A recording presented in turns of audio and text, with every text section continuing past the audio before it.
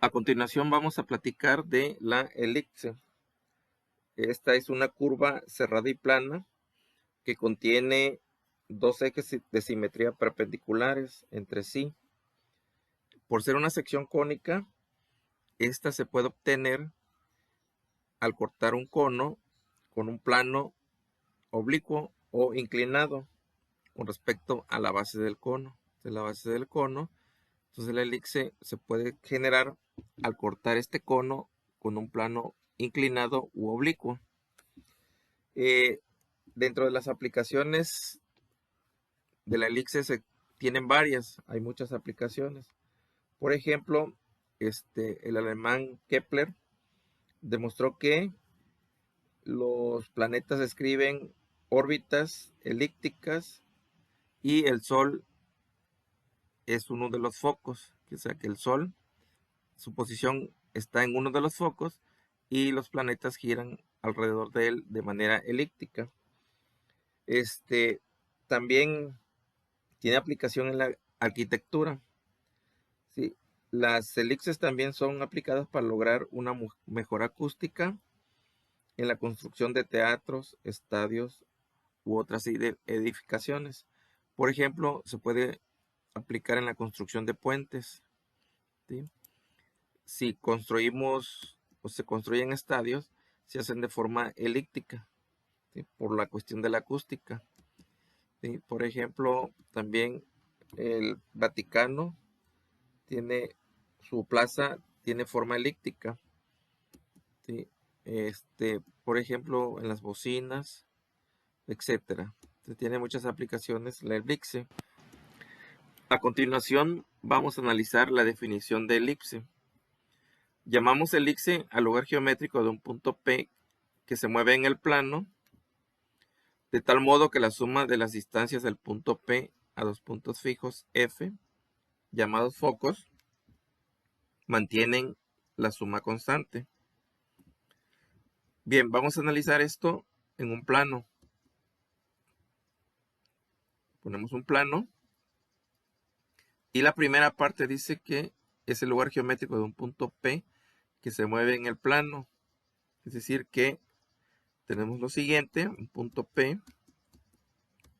que se va a mover en el plano, ¿sí? Y al unirlos se genera la curva elíptica. Desde luego esos puntos cumplen con una propiedad.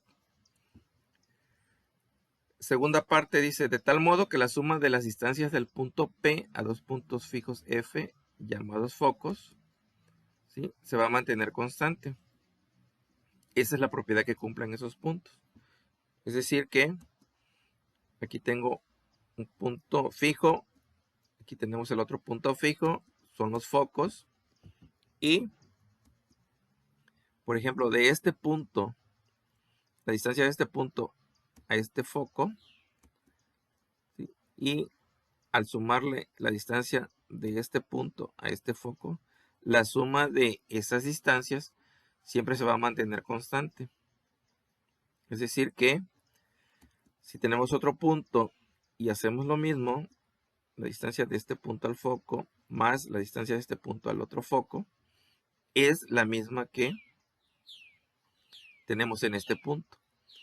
Y así para cualquier punto. Por ejemplo, aquí este punto, la suma de esas distancias es la misma que los dos casos anteriores, no cambia. Por eso dice se mantienen constante, la suma es constante. Por ejemplo aquí, ¿sí? La suma de ellas es la misma que los casos anteriores. Y lo mismo ocurre, por ejemplo, aquí. ¿Sí? Entonces, esta distancia equivale a decir lo siguiente, ¿sí? Que de este punto aquí al centro es A y de este centro al punto es A. De tal manera que la distancia total es 2A. Significa que la suma de estas distancias equivale a decir 2A. ¿Sí? Es decir que la suma constante siempre será 2A. ¿Ok? Entonces la suma de cada punto a los focos es 2A. Esa es la propiedad del elipse. Muy bien. Vamos a ver algunos elementos. Por ejemplo, focos. Se marca, aquí lo vamos a marcar en este caso como foco 1 y foco 2. Se localizan sobre el eje focal, nombrando la distancia entre ellos como 2C. Entonces tenemos el foco 1, el foco 2 y la distancia entre esos puntos 2C, también conocida como distancia focal. Muy bien.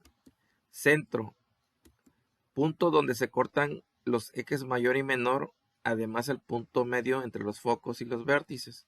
Es decir, que el centro estaría aquí, el punto medio entre los focos, entre los vértices, que más adelantito los vamos a marcar. Muy bien.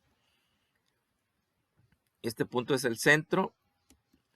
Vértices, puntos donde coinciden el eje focal y la elipse. Y la distancia entre ellos es 2A. Ya lo habíamos comentado anteriormente. Vértice 1 y vértice 2. Y la distancia entre ellos se va a marcar como 2A. ¿Sí? Muy bien. Entonces la distancia entre esos vértices es 2A.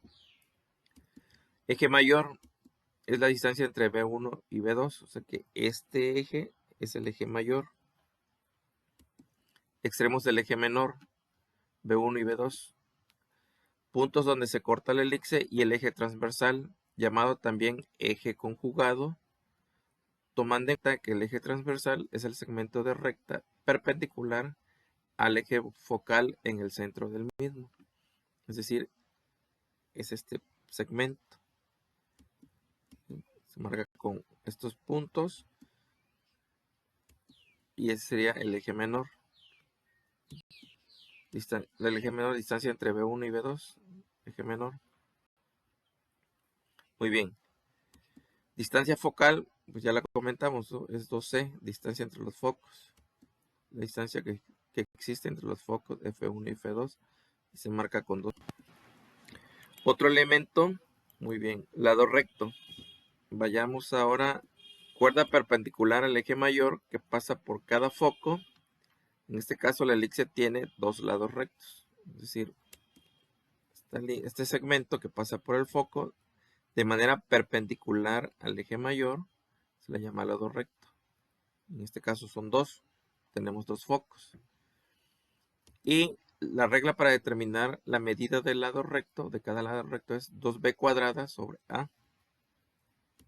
Otro elemento, cuerda. Segmento que une dos puntos cualesquiera, como los puntos J y K. Es decir que tengo este punto J, este punto K, si los uno, a este segmento se denomina cuerda.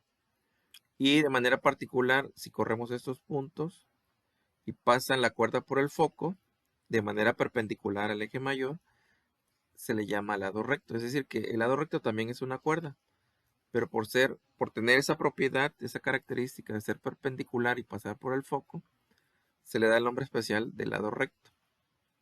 Entonces, cuerda son dos puntos, ¿sí?, unidos por un segmento de recta. Esta es una cuerda. La JK es una cuerda.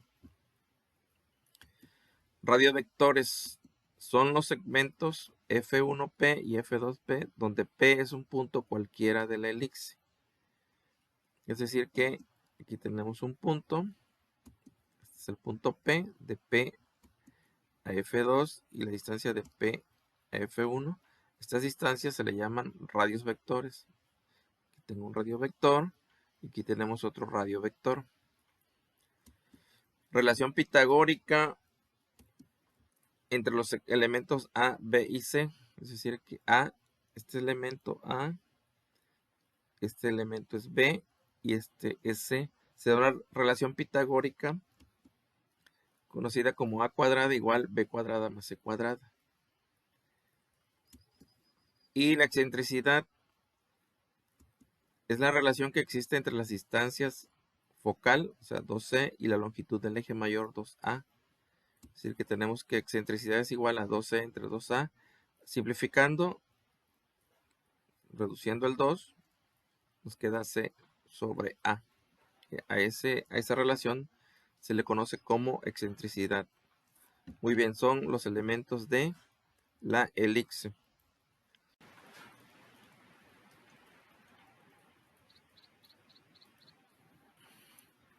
El éxito es la suma de pequeños esfuerzos, repetidos día tras día. Mucho éxito en todo lo que hagas. Si el video te fue de utilidad, considera suscribirte, dale like, manita arriba, comenta, ¿sí? Y no te olvides de activar la campanita para que cuando se genere más contenido te llegue la notificación. Mucho éxito en todo lo que hagan.